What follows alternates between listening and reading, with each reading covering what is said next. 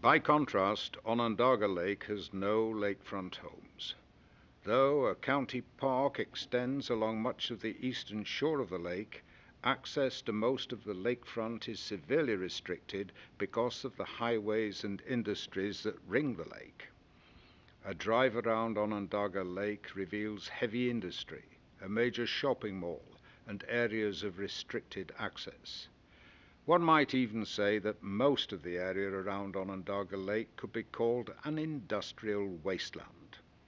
Old waste beds containing the waste products of soda ash manufacturing tower hundreds of feet above the lake shore. Other areas of industrial waste continue to leak pollutants into the lake. Well, we made chlorine gas, caustic soda, hydrochloric acid, all good stuff. Very potent. The vast sewage treatment plant of the city of Syracuse sits on the southern end of the lake. Though forced by lawsuits to improve the processing of Syracuse's sewage and stop dumping raw sewage into the lake, it too continues as a source of lake pollution. There's a cement encased sewer line. It's an overflow line out of the village of Liverpool. It runs right out in the middle of the lake. Anybody know that? I know it because I hit it with my boat. It cost me a fortune to get my boat fixed. And that's probably the only reason why I know it. The disagreeable odors emitted by the plant keep people away from usable areas of the lake. Those who do use the lake can fish from the shore or from boats, but are banned from eating the fish. Swimming in Onondaga Lake is still prohibited some 65 years after the first swimming ban went into effect.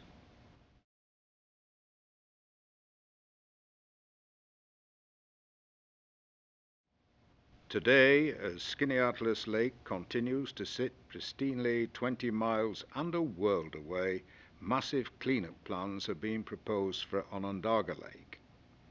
Spurred on by private lawsuits in the 1970s, New York State successfully sued the lake's major polluter in 1989, the Honeywell Corporation, successor to the original Solvay Process Company, and it's now required to clean up the mercury and other pollutants it dumped into the lake for almost 100 years.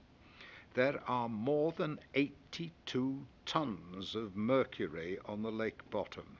The cost may be enormous. Both the New York State Department of Environmental Conservation, the DEC, and Honeywell have offered several competing plans. I gotta tell you, that's the problem, is that they don't have the understanding of the site and the behavior of these industrial contaminants. If they had the right scientific understanding and related mathematical models, they would actually be able to tell us what you get for each plan so that you could evaluate whether or not it's worth or necessary to go from the cheaper plan to the more expensive plan. Honeywell would dredge and then cap the bottom of the lake to try keeping the mercury and other pollutants from continuing to enter the water. That plan is not adequate. It is not acceptable to the nation, because it allows Honeywell to only clean up 20% of the mercury in the bottom of the lake. People should understand that the mercury is as deep as 60 feet deep into the lake, that it's still leaching in from the Solvay shoreline 5 times faster than it's leaving. Honeywell's proposals range in cost from $200 million to $1.2 billion and would dredge up to 11 million cubic yards of lake bottom. The DEC's proposal would cost up to $2.3 billion, dredge 21 million cubic yards, and take 17 years to complete. Neither organization's proposals would completely clean up the lake. Both represent the largest public works projects ever undertaken in upstate New York.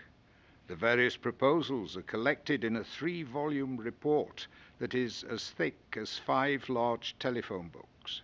There are no real goals and objectives, so it's hard to even evaluate any particular plan in relation to a non-existent goal. Let's just assume it's the $250-odd million DEC plan. That will take at least 3 years just to do the conceptual and detailed engineering that will enable you to do the work. Then it will take probably 5 years to do the construction, but then you'll have to monitor and see whether that's successful for at least 30 years, if not indefinitely. And at any point, if it's not working, if there's a problem in the cap, if somebody, drives a boat anchor across and rips up the cap, they have to come and fix it. So the potential, just that rather simple part of things is going to take, upwards of a decade, and probably will have to be 2 or 3 decades of watching to see whether we've made progress. At the end of 2004, a new player entered the game. Their mandate, as traditional native leaders, they're obligated to try to preserve things for the 7th generation into the future. And part of that now is to try to force Honeywell and other responsible parties to clean up that lake and all of the sources of pollution that go into it. The Onondaga Nation finally filed its long-awaited land claim suit.